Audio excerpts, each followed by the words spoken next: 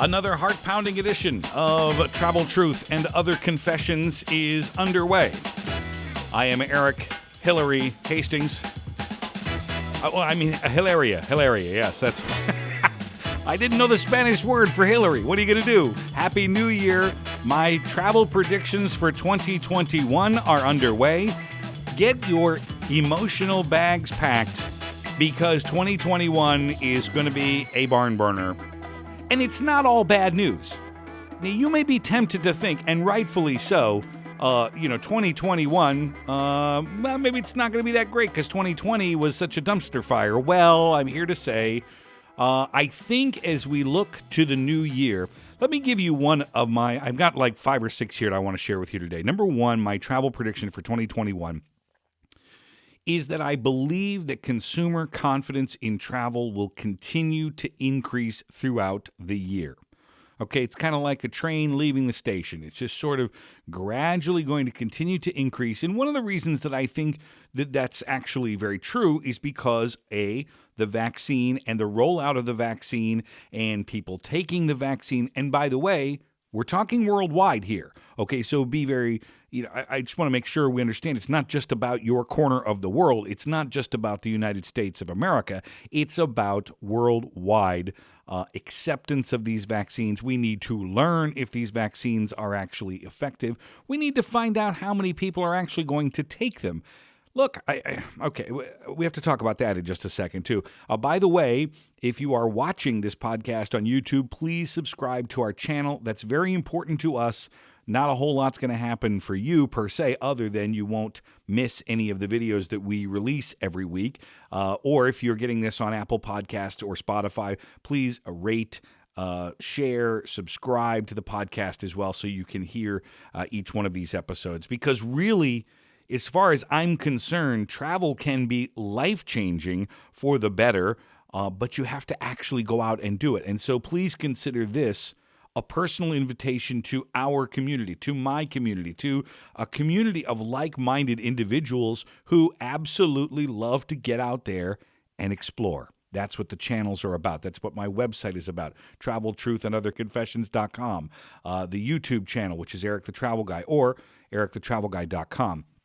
That's what we're all about. That's what I'm all about. You may be aware that I host a television series for PBS called Beyond Your Backyard. Hello. All right, so the reason that I believe that this consumer confidence is going to continue to increase is because of the vaccines, of course, but also because of the infrastructure that the travel product providers are perfecting. And what do I mean by travel product providers? I mean hotels, airlines, cruise companies, ground operators, Uber drivers. I mean, you name it. Every one of those touch points, restaurants, museums, attractions, theme parks, water parks. I mean, we talk a lot about the travel ecosystem, and that is where that cost savings can be found if you understand each one of those parts. And so what I mean by the infrastructure is all of these companies have had to figure out how to operate in a pandemic world, in a COVID-19 world, with our social distancing, with our masks, with the vaccine, with and that began in 2020, and I think that's going to continue into 2021. Now, you also may be asking yourself, Erik, when will it get back to normal? I want it to get back to normal. You know what? We all do. I'm with you, 125%. But I'm here to tell you, I don't think we're going to return to the normal that you and I think of for a while. What I can do is deal with 2021. So that brings me to number 2, which is I believe in 2021, you are going to have to voluntarily provide certain health information about yourself in order to travel. Now, this is a big, big topic. And every time I bring up vaccines, I get a lot of flack for it. I get a lot of commentary of like, we're not going to take that vaccine. You know what? I'm not here to judge. That's okay. If you don't want to take that vaccine, no problem. That's your prerogative. I'm thrilled that we live in the United States of America and nobody's telling you you have to do it. But there's also a little other side to this coin. which that is, if you are a citizen of the United States of America, it is not your right to vacation using companies that other people are also using. It is certainly your right to go on vacation. You can pack up the car, and I'm sure you did. You can pack up the car, you can pack up the kids, you can pack up your significant other, and you can travel from one state to the next state. But here's the problem. Unless you're planning on staying completely within your bubble, you may be using the products and services of said travel product providers, such as a hotel, a gas station, believe it or not, a restaurant. And you know what? Each and every single one of those companies may require you to provide voluntary health information in order to access their services. Now, I believe that is the case. Now, I know Dr. Fauci talked about that, and of course, he uses all the qualifying words, the same ones I'm using, may. And I'll tell you where it gets really tricky, because it's not just about the travel product providers, but let's just start there. I mentioned hotels, I mentioned resorts, and now I'm going to mention airlines, cruise companies, okay? Those are the biggies. Bus companies, trains. They're not public. I mean, they're public companies, but they don't have to see you. They don't have to. They reserve the right to not offer service to you. Why? Because they're a private enterprise. Again, it's not your right to exercise using those companies if you're not going to play by the rules, if you're not going to provide that anonymous health information.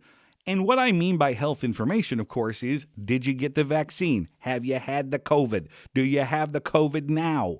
Have you ever had it? Because we're not just talking about the companies, the travel product providers. We're talking about the countries themselves. They've already said it. So you're going to see more Common Pass. There are going to be other companies out there, I would imagine, like it, that are going to say, listen, all through your smartphone, which is another thing that I think you're going to see more integration with your smartphone. If you're not familiar with how to use it, it's probably smarter than you. My phone is, that's for sure. And I spend a little more time these days learning how to use it, because I think the hotel door key is going to go away. It's antiquated. It's not needed anymore. You know, the key card. It's not. You can use your phone. Hilton's already rolled it out. Other properties have already rolled it out. So I think technology is going to play a much larger piece of this puzzle. So that's number two. Number three there. I think you're going to continue to see deep discounting in the travel and tourism space. And here's why. The companies that didn't go out of business because of the pandemic, they're still in business by hook or by crook. And frankly, most of them, not all, need the cash. So they would much rather take a little bit of your cash now, perhaps for future travel, because they need it. They need to stay in business. So I think you're going to see more discounting and more flexible cancellation policies and change policies, because people just get the heebie-jeebies, for lack of a better description, about traveling. So I think you're going to continue to see those, because I don't believe that the traditional vacation cycle is going to return to normal anytime soon.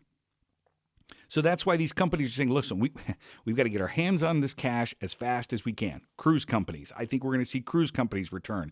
And I think we're going to see a learning curve with the cruise companies, Carnival, Royal Caribbean, Norwegian. We're going to see the exact same learning curve that we saw, not during the pandemic, but as the airlines did. So the airlines had to keep flying.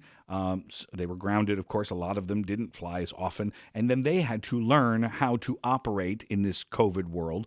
I think the cruise companies, I know I've certainly spoken to the cruise companies privately, and they all have said the same thing. That's the only thing we're working on, is taking care of how we're going to operate in 2021, how we're going to operate into 2022. Cruise bookings are up. If you talk with Brad Tolkien over at World Travel Holdings and others, because people, that appetite to travel is still there. So I think you're going to see that. Business travel, I think, will resume. I've read some interesting articles and certainly talked to some friends of mine about how the multi-class airline may actually go away. I don't agree with that. Without going into great detail, airlines make a lot of money on the passengers that sit up front, which are generally speaking business travelers, last minute travelers that need flexible travel arrangements. And, everybody said, well, we're all on the Zoom. Why do we need, we don't need to go to Cleveland and talk to the client. I don't believe that. I think it'll be slow, but I think it will return. So I don't think you're going to see a lot of the airlines reconfigure their entire fleet to accommodate a one class of service. I think the ones that already do, Allegiant, Frontier, Spirit to some degree, Southwest, I think they will do well. I think the other airlines will do just fine too. But nevertheless, I think we're going to see business travel improve. Again, I think, and also my final one here is RV travel. I think the road trip travel and RV travel will level off because here at the end of the day, I think RV travel requires a certain profile of traveler that can really deal with that on a routine basis. It's a heck of a lot easier to head on over to the airport and hop on a plane and go to Barbados or Trinidad and Tobago than it is to rent a Winnebago and drive to wherever it is. Again, I recommend it. If you haven't done it, you should do it and find out if you are one of those people. Again, staying in your bubble, you're able to do that. So those are my 2021 travel predictions. And like I said, it's not all bad news. Are we going to travel in 2021? Absolutely. Maybe not all of you. Maybe you'll skip it this year. Maybe now is the time you're going to think about your holiday plans. And that's another tip for you. You want to get those booked right away if you can. If those flights are available, get your holidays under control for Thanksgiving. If you're traveling for the Christmas or the Hanukkah or Hanukkah or whatever at the end of the year, you might want to get those booked as well. Thank you for listening. It's Travel Truth and Other Confessions. I am Erik the Travel Guy. You can call me Erik. Welcome to our community. Don't forget to subscribe to the channel. It really does mean a lot. Just hit the subscribe button. Nothing's going to happen, okay? But you will be informed every time we upload a new video. So there you go. Thanks for listening, and we will talk again soon. Happy 2021.